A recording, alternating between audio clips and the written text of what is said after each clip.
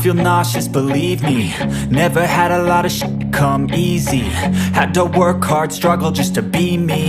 Had to rise up just so they could see me. Did what I had to do just to feed me, and what was left over I put towards 1. First, you have some time to look at questions 1 to 6.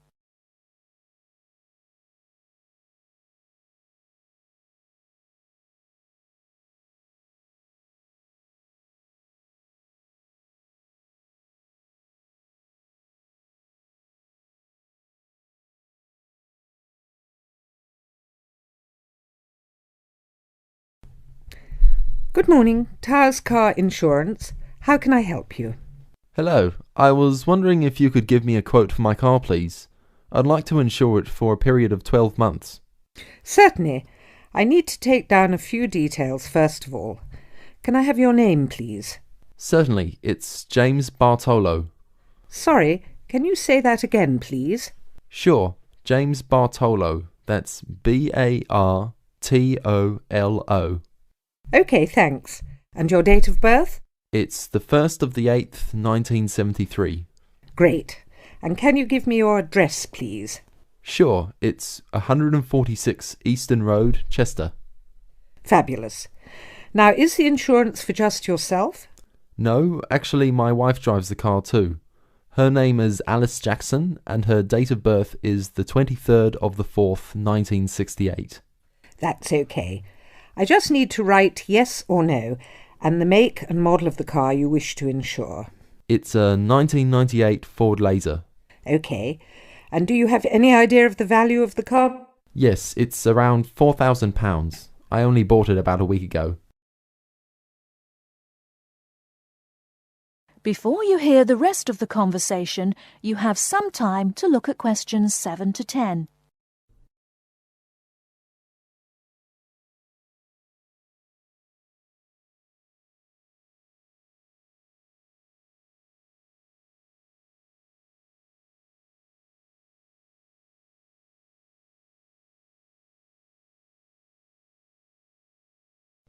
Now listen and answer questions 7 to 10. OK. And do either you or your wife have any previous convictions or disqualifications? I'm sorry we have to ask this question, but of course it affects the price of the insurance cover. Not a problem. No, actually we both have clean driving licenses. Nothing so far, touch wood. Good. So I can write none for that question. Now, who were you previously insured with? With Aitken Insurance. I'm sorry, could you spell that? Yes, it's Aitken. I actually have a 3 years no claims bonus too. Great. That will bring the price down a little for you too. OK, if you just give me a few minutes, I'll work out a price for you now. That looks like it will be £275 per year. That sounds good to me. Can I pay for that now over the telephone? That is the end of part 1. You now have half a minute to check your answers.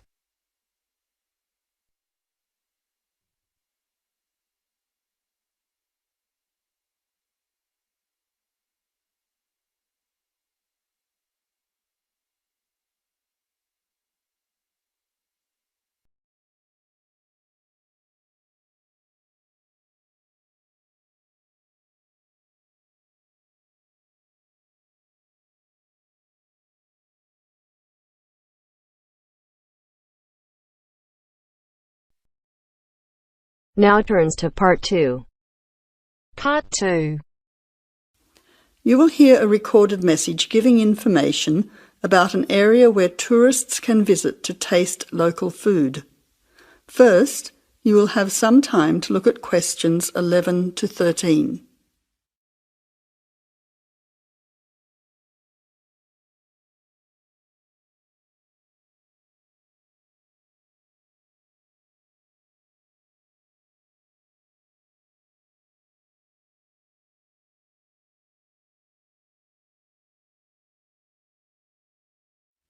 Now listen carefully to the first part of the message and answer questions 11 to 13.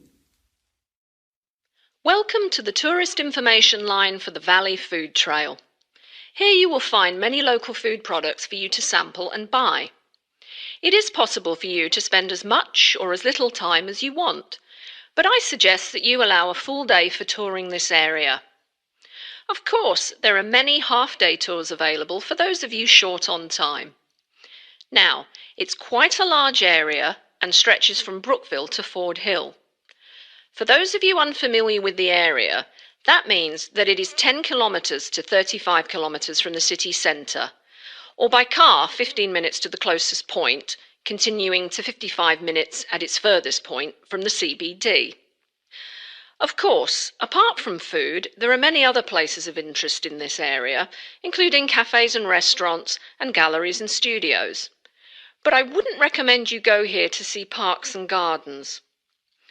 The other information lines will give you specific information related to these particular attractions. Before the final part of the message, you now have 20 seconds to look at questions 14 to 20.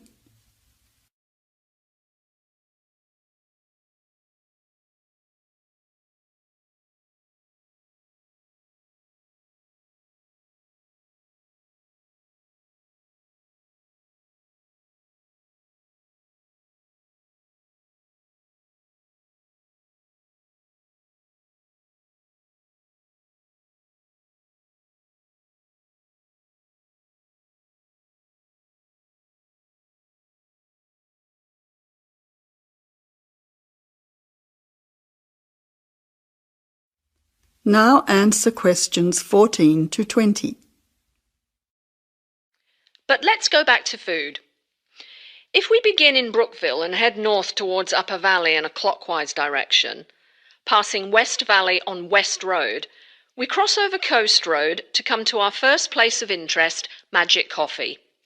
This is not to be confused with the Coffee House, situated opposite on the other side of the valley on the railway line. Magic Coffee is next to the Chocolate Company, which is on the corner. Just past the ice cream shop on the corner of John Street is the fresh produce shop.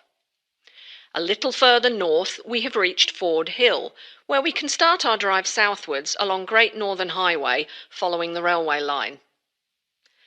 First we come to the organic market near the corner of Memorial Avenue, and then to Olive Farm opposite Olive Road. Just before we come to the next street crossing, we see the Honey Pot, which is practically opposite the coffee house. There is another chocolate company which sells nougat as well, just nearby. Following the railway line along Great Northern Highway, we return back to Brookville. Now, as I have said previously, if you only have a few hours to spare, there are several places that you shouldn't miss. The two chocolate places make equally nice chocolate, but the factory has the added bonus of nougat, unlike the company. Of course, everyone loves ice cream, especially unusual flavours such as coffee and nougat, so the ice creamery is definitely worth a visit. And while the coffee house sells expertly made hot drinks, including hot chocolate, I think your time would be better spent sampling the many products on offer at the organic market. Well, I hope you enjoy your time visiting the Valley Food Trail and enjoy all the wonderful local foods on offer.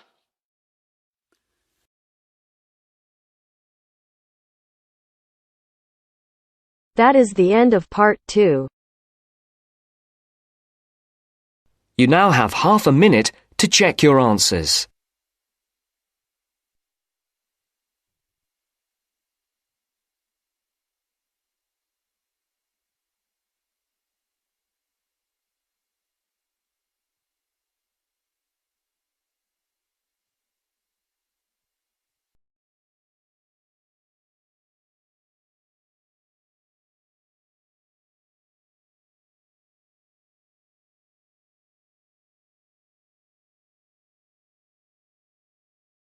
Now turns to part 3.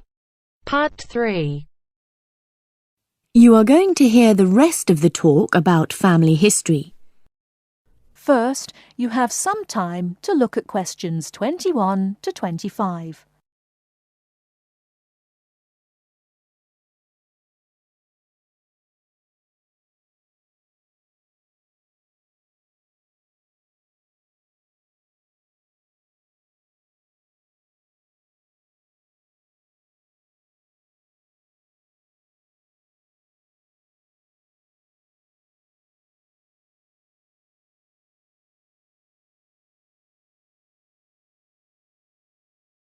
Now listen carefully and answer questions 21 to 25.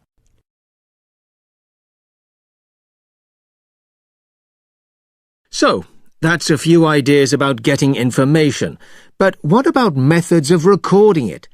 Of course, you can just write down what family members say, but it's even better if you can use a tape, so that you can record them as they're talking.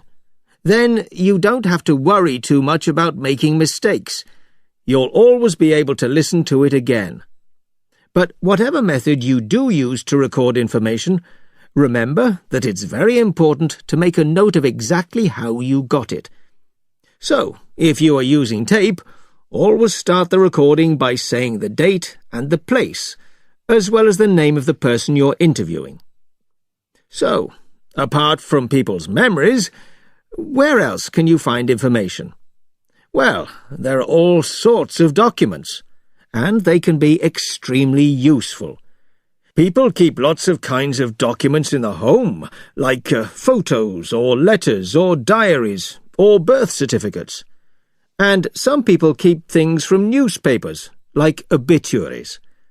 Obituaries are announcements of a person's death, and they usually contain a lot of detail about that individual, like address, occupation, date of death, as well as the names and ages of the widow or widower and the dead person's children. So, be creative. Look around your home or the home of your relatives for any items that might contain clues, such as these about your family history. Okay?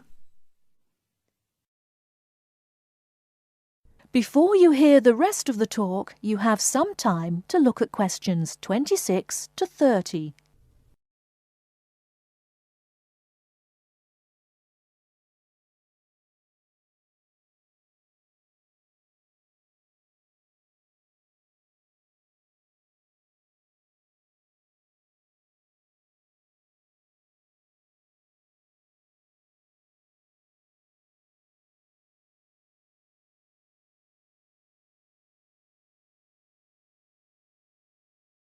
Now listen and answer questions 26 to 30.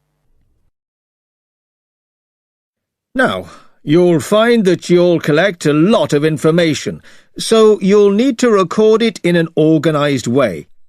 I'd recommend that you use an ancestor chart, like this one here. Can you all see? Yeah. Ancestor charts act like maps. They link 4 or 5 generations in a family tree, so they're very convenient, and they don't cost anything. You can get as many as you like. You just download them free from the internet. Then you fill them out as you go along, and for each individual you record all the key information next to their full name. It's very convenient. Now, at this point, I'd just like to give you a couple of tips about filling in the ancestor sheet.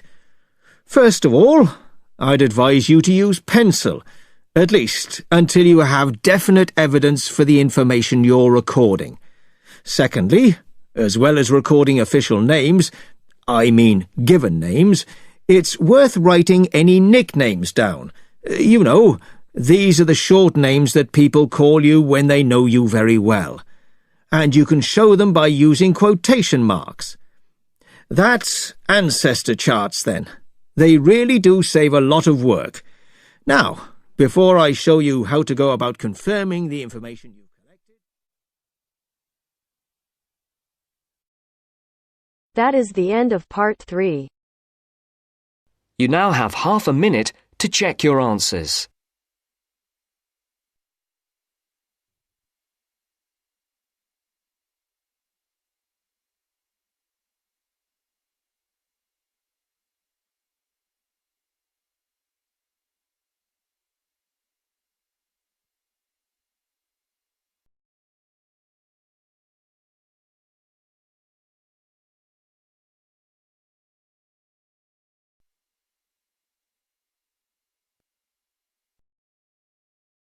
Now turns to part 4. Part 4. You will hear part of a lecture on the current and future use of mobile phones. You now have 30 seconds to read questions 31 to 35.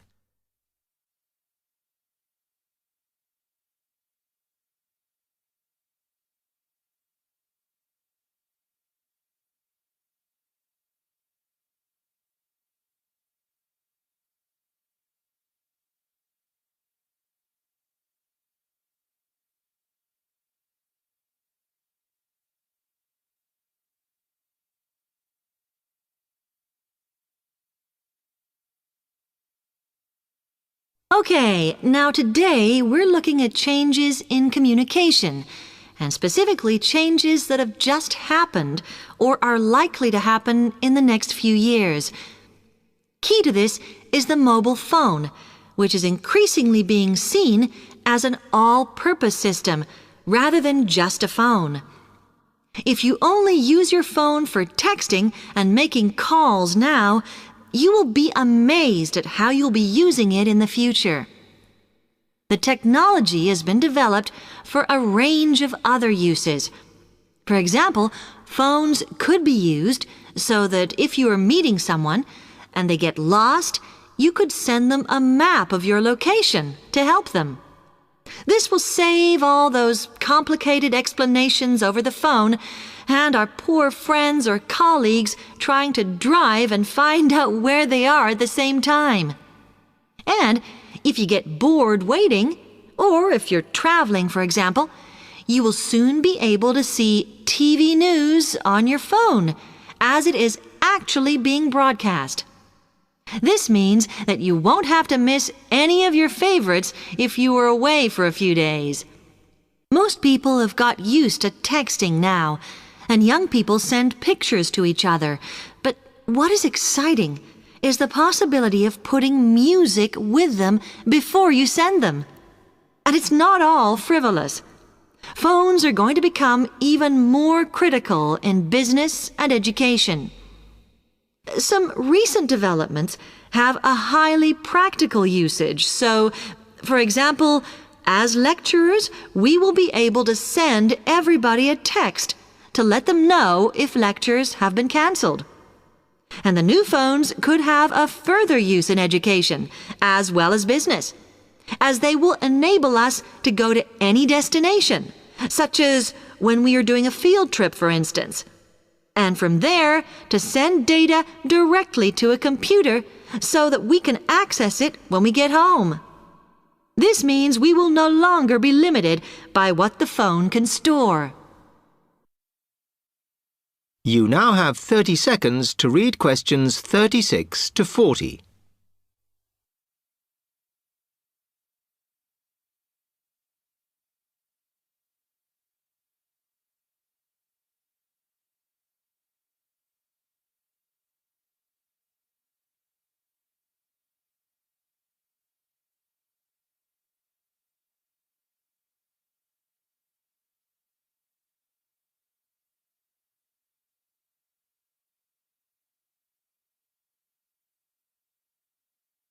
And it's interesting to look at the different ways that men and women use phones now, as that does affect how the technology will develop.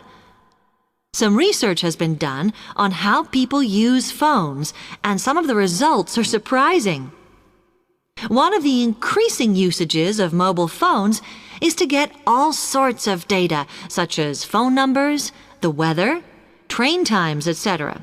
And while there's been an attempt to set up connections with things that women might be interested in accessing, it is overwhelmingly men who do this. But what about the traditional use of a phone? To speak to people? I suppose we would predict that it is mainly women who use phones as a method of contact for friends and family, but, in fact, the genders exploit this facility equally. I've spoken about the increased business usages that phones will offer, and I suppose we would associate this usage with men. The survey picked up, though, that women are often working from home or catching up with work in the evenings, so they use phones in this way as much as men do. Most of us are aware we can store photos on our phones, It's an ideal method of capturing a moment wherever you are.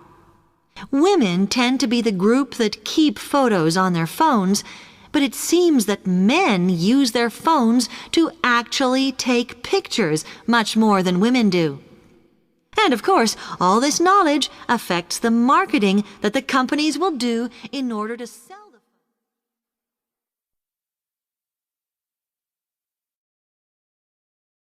That is the end of part 4. But the only thing in life that has meaning are the things you gotta work for, believe me. Take into your hands a plan, your own hands can land your own brand. And damn, I feel like no one takes accountability. They want the credibility, convincingly unwilling to put in the hours it takes to get some power. Don't be f***ing sour, take a cold shower, scream until you're louder, work until you're prouder, and f*** all the doubters, they're just If your dream is to achieve 8+, this video is for you. So without wasting time, let's get started. So this is statement. Nowadays anyone can post news on the internet. Yeah, it's very common nowadays. Anyone can post news on the internet. As a result, we cannot trust information we read there. So the information is not trustworthy. We cannot trust. We cannot believe that. Most of them are fake. They are not trustworthy at all. To what extent do you agree or disagree? So, do you agree or disagree? Or to what extent do you agree or disagree? Okay, what rate do you agree or disagree? That's fine. So, this is how I have written introduction. We are now living in a digital era. We are residing in digital era. This is digital era, digital age, age of technology, where everyone can be a journalist on the internet. Everyone tries to be journalist at least on the internet. I firmly agree that it is nearly impossible to believe the data we get from the internet. I firmly agree, I strongly believe that it is not impossible. It is nearly impossible. It is nearly impossible to believe the data we get from the internet. Data is not trustworthy at all. There are numerous reasons for this situation. And there are numerous regions, there are so many regions. In spite of so many, you can write numerous. It's very nice to use to score higher band. Okay, this is how I have written main body paragraph. 1. The main reason for the spreading of fake news is the number of predatory websites hosted by unethical group of individuals. The main reason for spreading the fake news, the prominent reason of spreading the fake news is the number of predatory websites. Predatory website mean sort of fake websites or attacking website hosted by unethical group of individuals. And these websites are hosted by unethical group of individuals, group which are not ethical, which are not social, unsocial you can say. Further elaborating it to explain it more, in the present time, opening a website is easier than opening a bank account. This is just to show that how easy it is to opening a website. It is much easier as compared to opening a bank account as well, due to the technological advancement. And that is because of advancement in technology. For example, last month in the state of Kerala, a schoolboy has created a website in the name of his institutions and announced that exams have been postponed. This is just example. It happened in Kerala in the name of some school, and it was announced. A boy created website in the name of his institution, name of the school or college, and announced that the exam have been postponed. Due to which that school had to face numerous problems, and school had to face lot of problems because of that. Hence, strict monitoring from the cyber department is required for such activities. Therefore, strict monitoring should be from the side of cyber department. It is requirement, it is the need of the hour to avoid such sort of activities. This is how I have written main body paragraph 2. Another reason aiding this problem is the lack of regulations by the competing authority. Lack of regulations means lack of shortage of rules and regulations. This is due to the fact that in India, anyone can post any news on the internet with complete anonymity. Complete anonymity means without telling their names. They can post anything. In India, there is no rule and regulation. The law and order is not yet ready to handle the situation. There is no rule and regulation. There is no strict law to handle this situation, to deal with this, to cope with this situation.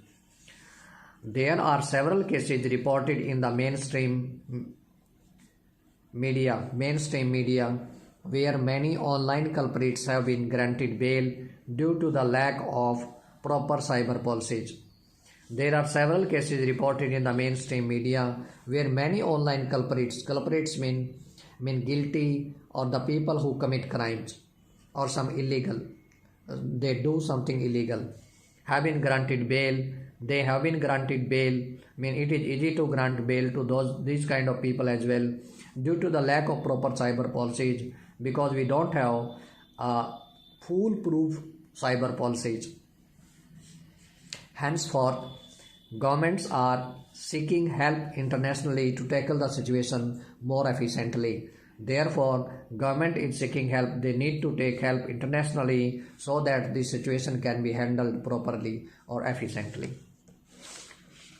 This is how I have written conclusion. To recapitulate, due to the modern innovation and lack of control from the authority, fake news is spreading across the globe at the speed of light. At the speed of light, it means very fast rate.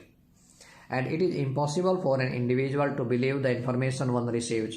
It is nearly impossible to get trustworthy information. We can hope that the situation will be improved in the future, but we can believe that situation will improve in the future, where one can ensure the authenticity of the news he or she is reading. And one can ensure, that would be guarantee or warranty of the authenticity of the news. Authenticity in the news we are getting would be real or not fake at all.